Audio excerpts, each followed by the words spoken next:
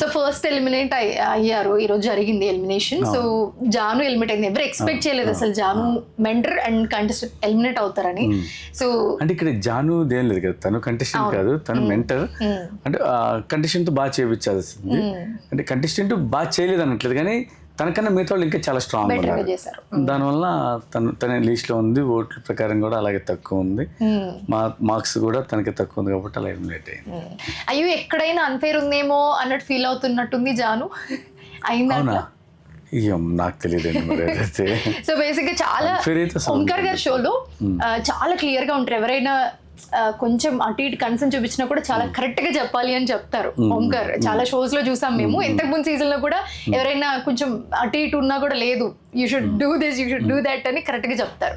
So ఎలా అనిపించింది ఈ ఎలిమినేషన్? లైక్ మాకు జరిగింది కూడా ఫస్ట్ ఎలిమినేషనే. అంటే ఓటింగ్ క్లియర్గా ఉంది, ఆడియన్స్ ఓటేశారు, దాంట్లో ఎవరికైతే లిస్ట్ ఉన్నారో వాళ్ళని ఎలిమినేట్ చేశారు. ఇంకా ఎవరు ఇది కాదు లేదు అని అంటానికి కూడా ఛాన్స్ లేదు.